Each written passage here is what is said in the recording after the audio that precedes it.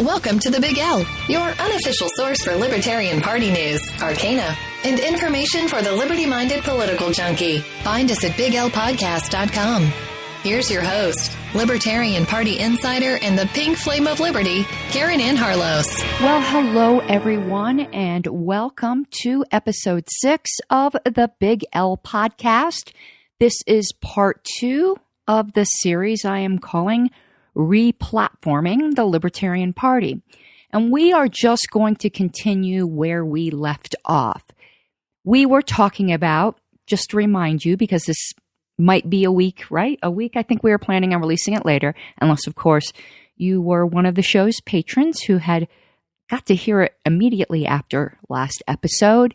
We were talking about the history of the platform in large, broad strokes, not granularly, up through 2002. And I left off with the teaser that this is where things get really hairy, right?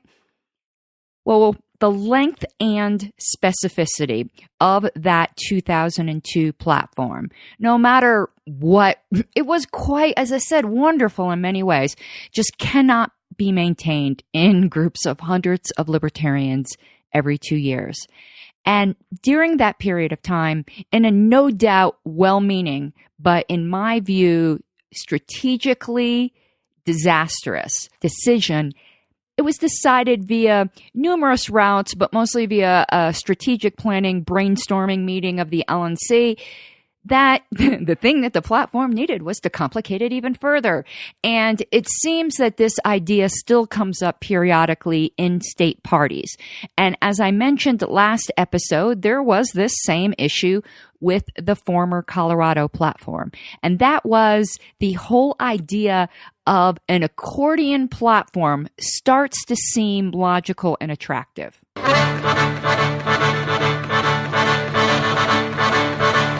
No, not that kind of accordion. An accordion platform is one that expands out, so it starts where you can just read a compact statement and then it has various folders as it were, like a accordion folder is a better way to look at it rather than the accordion instrument. So it expands out from issue to principles to solutions to transitional action. And wow, I'm looking at this thing in the middle of the night and holy shit, I just found another point to add to that whole presentation that I did on the taxation is theft thing. Mind blown. This is actually a very critical piece. It's almost like the coup de grace. I'm sure I'm mispronouncing that. I suck at French. And I think that's French, right? And I can't believe I didn't notice this before. Every time I look through party history, I find something else. And as a gift to patrons only, and because this is a short thing that really can't be an entire episode, it's a supplement to a prior one, I'm going to do a supplement on what I found. This neat little nugget, at least I think it's a neat little nugget. And I'll be recording that pretty immediately, so it will go up very soon on the Patreon feed. But anyway, the accordion platform. In practicality, in order to demonstrate what that means, let me use an example that we read earlier about unowned resources and the way that language was in the 2002 platform. This is how it changed in 2004 when the platform was reformatted to this accordion format. It started with the issue. Governments and international groups claim the right to unowned resources that they have no jurisdiction over, imposing these claims against individuals by force. The principle. Individuals have the right to homestead unowned resources, both within the jurisdictions of national governments and within such unclaimed territory as the ocean, Antarctica, and the volume of outer space. Solutions. We oppose any recognition of fiat claims by national governments or international bodies to unclaimed territory. We urge the development of objective international standards for recognizing homesteaded claims to private ownership of such forms of property as transportation lanes, broadcast bands, mineral rights, fishing rights, and ocean farming rights. Transitional action. All laws, treaties, and international agreements that would prevent or restrict homesteading of unowned resources should be abolished. We specifically hail the U.S. refusal to accept the proposed Law of the Sea Treaty because the treaty excluded private property principles, and we oppose any future ratification. So you can see what the problem here is, even though it was to be a temporary problem. They wanted to do this quickly. They wanted to get the reformatting in place and then refine it later. So they basically took the platform that they already had and shoehorned it into these categories. And it didn't make much sense because the transitional action really isn't a transitional action. It's a mixture of principle and transitional actions. And it was often unclear where the line was drawn between the solutions and the transitional actions. And that's because they didn't do a major rewrite at that time. Again, it was a shoehorning. But this plan to recast the platform was supposed to be a multi-year project. And in my view, they should have waited till they had the complete thing done before passing it. But this isn't what happened. So this was to be the first step that was to continue through 2006 and be further refined. But then you had this really odd Franken platform up there that was just like, what? And not everyone understood the grand plan. Excuse me, you take a sip of my Mountain Dew.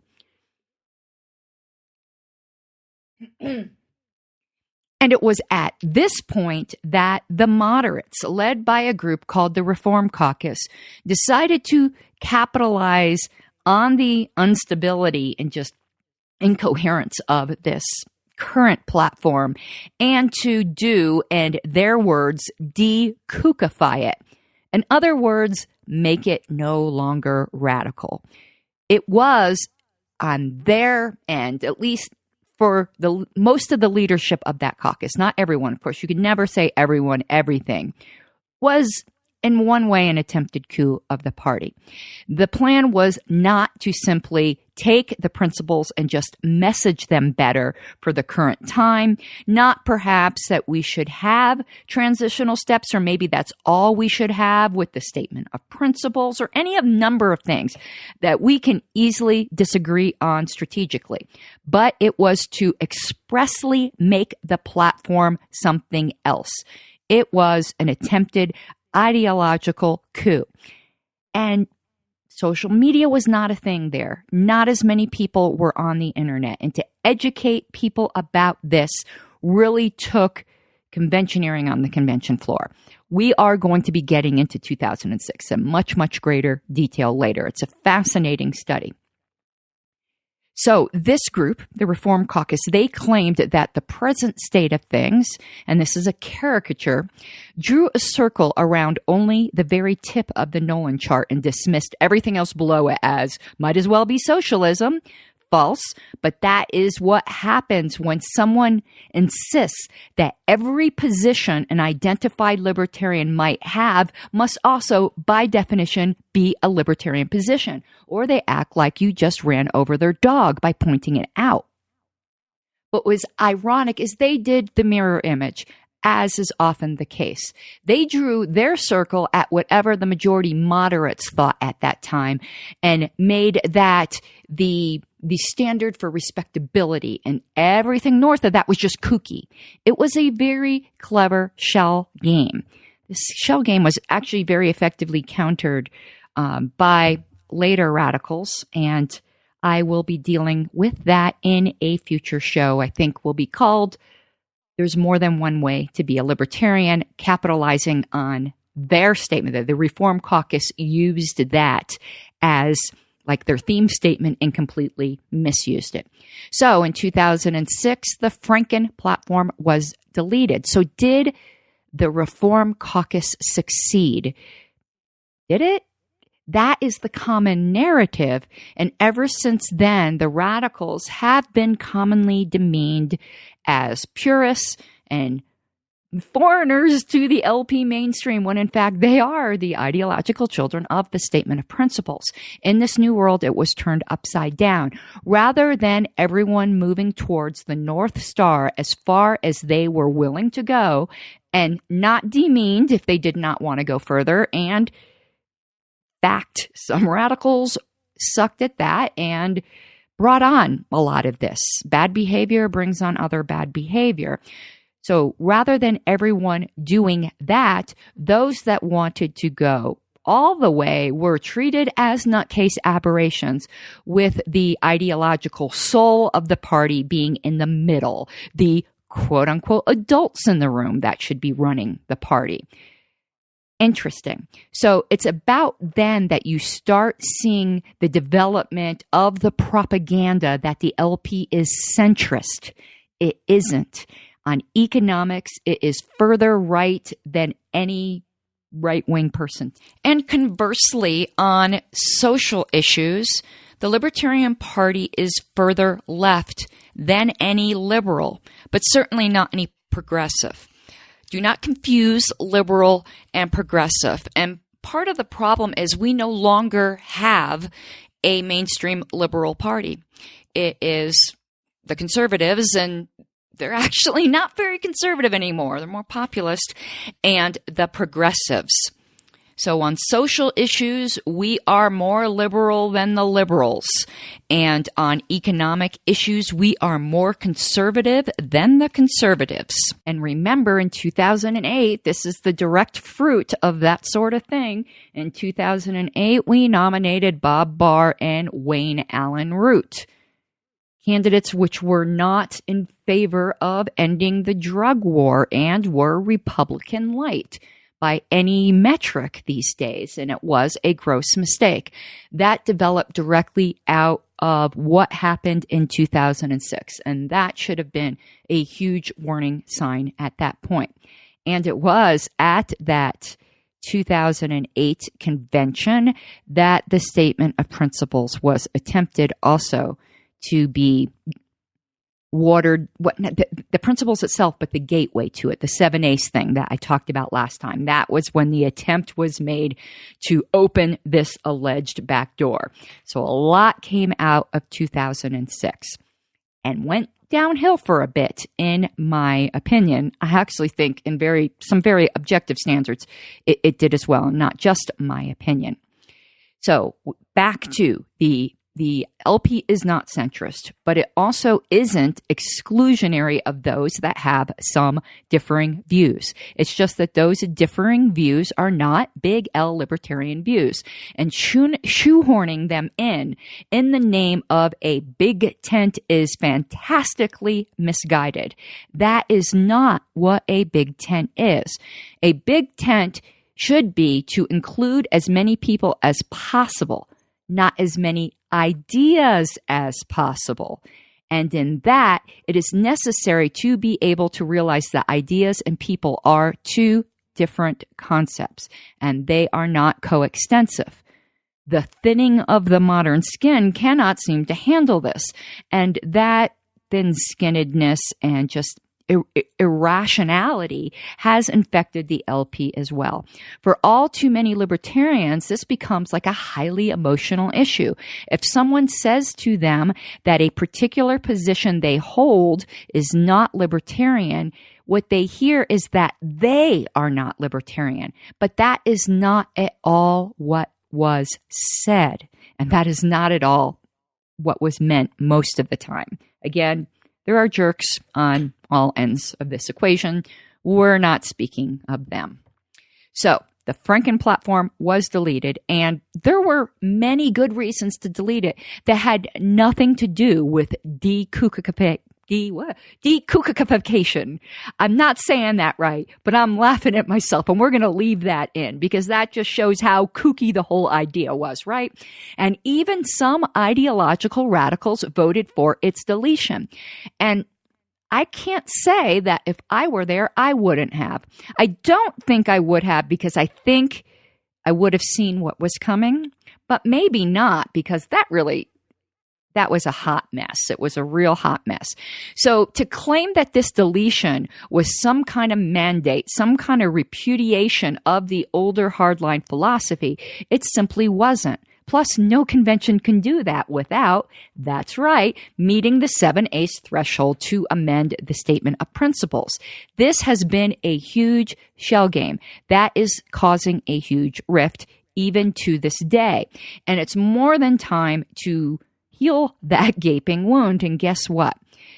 Because they didn't get everything that they wanted, such as the deletion of the dreaded membership pledge, a good portion of the thought leaders behind the Reform Caucus left immediately following the 2006 convention, pouting, leaving everyone else to deal with the mess that they shat in the middle of the room. So, in the next few years, the platform was rebuilt and shortened and simplified. For some people who voted for its deletion, such as my friend Chuck Moulton, it was to not de-radicalize the platform, but to leave the radical items in the end game of the Statement of Principles and have a directional and transitional platform. And that is what they hoped for.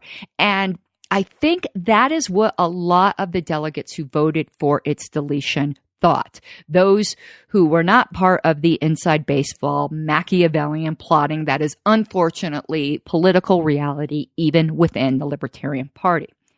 But since there was absolutely no peace about this deletion, mostly because of the rhetoric stirred up by the Reform Caucus, in my particular point of view, and by this time, the moderates that were not friendly to the radicals learned that they could control the platform committee. Why was that just left up to be the happy playing ground of ideological and methodological radicals?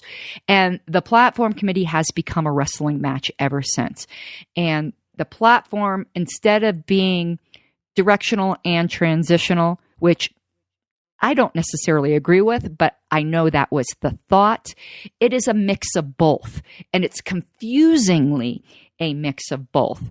And folks like the aforementioned Chuck Moulton had said to me, listen, I wanted it to be transitional, but if it's going to be destinational and state a destination, well, hell, I'm an anarchist, and it's going to say that then. I didn't bargain for this trying to weasel in moderate destination points as if we've somehow changed our positions rather than changing our messaging strategy. So let me be clear. I don't hate the shorter version.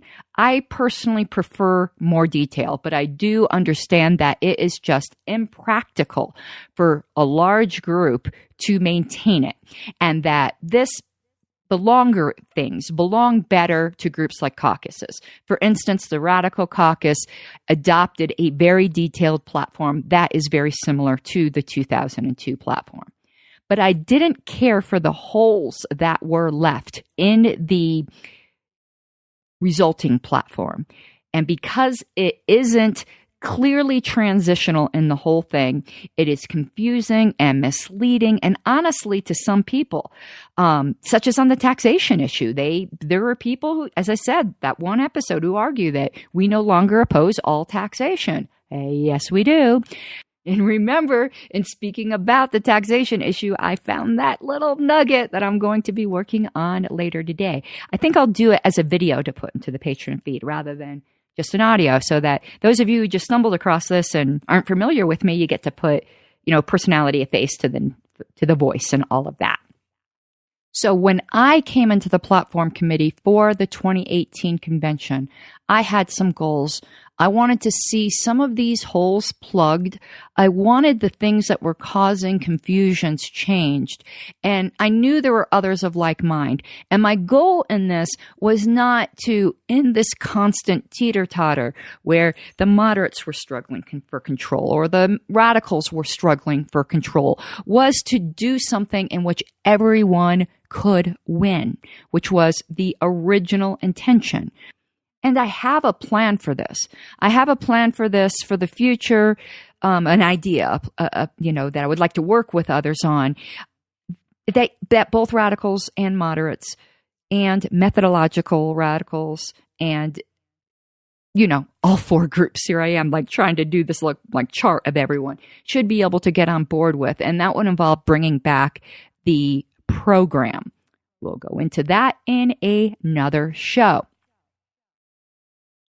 Now, the whole way I even ended up on the platform committee is a great story that, in short, involved multiple rounds of tied voting between myself and Aaron Starr as the LNC appointees. And when it became clear that the votes were never going to untie themselves, it ended up in a coin flip with a New Jersey quarter, and I called the New Jersey side, and I won that, and am forever a fan of New Jersey ever since. And then the fact that I ended up being elected chairs by a majority of the members of that committee was an honor beyond measure, considering my love affair with party ideology. It's one of the high points of my LP life. But that did change my perspective a bit. Initially, I did not intend to introduce any motions myself. Even though in committees the chair can be just as much a participant as anyone else, and often is the most active participant, at that time I preferred not to be and planned not to be. And you learn as you do. As ideal as I may have thought that would be, it just isn't practical. And as we were getting towards the end of our term, and for various reasons, including internal committee disagreements among the members over what is better, in-person meetings, e-meetings, email votes, and vice versa, only a few proposals were passed, and it was not the full work that this committee was capable of. Those proposals were excellent, but we could and needed to do more. So I submitted the proposals I wished to see passed to fill in holes. And of course, that goes through the same amendment and voting process as anyone else. And some of those did make it to the convention floor. So for the first time in large measure, in my opinion, since the platform deletion in 2006, we are moving away from the damage done then. We are moving away from confusingly hiding our positions and making clear when something is transitional. So it does not seem to hoodwink people and confuse them. I know I say confuse a lot, but that is in fact what happened. So we more clearly state what we mean, and I'm very proud of this work. It is very hard to strike a balance between needed detail and too much verbosity, but I think we succeeded in doing that in some very key ways. The work of a platform committee member should not be to bend the party to their ideology. It should not be, well, I don't agree with that issue, so it should be struck or ignored or altered. And that happened, I found, quite a few times during the committee discussions, where an item was brought up and some committee members say, well, I don't agree with that. That's interesting, but that really isn't the point. The work of a platform committee member is to reflect the actuality of the libertarian position consistent with the statement of principles and considering the contextual history of the party. It doesn't matter whether or not that particular member agrees with that point or not. That is not their role here. And unfortunately, sometimes that is too much of what happens. For instance, not that this happened in this committee, a particular platform committee member may think that the government should provide public schools. Okay, but that is not the libertarian position. And to put one's own deviations into the platform is not anyone's job or right. And that includes convention delegates, by the way. And also, it's not anyone's job to oppose putting in clearly libertarian things just because one might not agree with it. It is one thing to argue that being explicit in a platform about a particular issue is not strategically helpful or is pedantically too specific and esoteric, such as the moon and asteroid and Lagrange points homesteading and all that sort of thing. An argument definitely can be made that that doesn't need to be on our platform, not because it's not a libertarian position. It's just maybe a position that does not to be so explicit in the platform. And thus we should be silent on the platform and leave that to white pages and press releases and those who are very, very interested in those points. Not to argue, well, I don't agree with it, so it should be gone. Now, I had to struggle with this myself on the abortion issue because I don't agree with it, and I support deletion of the plank. Do I support deletion of the plank simply because I don't agree with it? No. That would be like incredibly arrogant, actually. I'll get into that. Again, that is coming up, I guess. I teased you all with that before, but when we get to talking about the abortion issue, I'll get into that in more detail. But I had to struggle with that and refine my own position and views and strategies. I had to be able to argue strategically that it's better to delete it for other reasons, not because I disagree with it, which I do, but for other reasons, other important, compelling reasons that I do give. And that is why I would also oppose a pro-life plank, even though I would agree with it. The whole thing is not clear, no matter what anyone says, and silence is better, and the statement of principles does not give any clear guidance, and party history is not actually entirely clear on this issue as well. It's pretty clear, but not. There's some interesting things between 1972 and 1974. I think I have that right. Or is it between the temporary platform and 1972? I'm going off of memory here. And I know a lot of you are going to hate me at this point, but I see we are coming up on the 30-minute mark. As I commented to somebody on social media, my style is not Cliff Notes style. My style is to give the necessary background. And it's not for everyone. For those who enjoy it. And those who don't, there are other content creators that have something that they would prefer better or prefer more. I think that's proper grammar, right? When you come here, you are going to get a lot of detail and learn a lot, I hope. And I hope to learn a lot from you and from my studies. This is meant to be on a pretty high level of trying to be academic about it while still being fun and stating one's opinions. All that is leading to the fact that there will be a part 3, at least. I think it will be finished up in part 3, though, to this series. So in part 3, which will be episode 7, I will start immediately with speaking about the changes that were adopted in 2008 and the ones that weren't adopted, my thoughts on that. And then I think you can fully appreciate the importance of them. You needed this background, and this background will help you in understanding so many other things. So with that, I will bid you guys have an awesome day. That third part will be going up somewhat immediately in the Patreon feed. So if you can't wait, remember you can get advanced access to shows, particularly multi-part ones, by becoming a show patron, for which you will get my undying gratitude.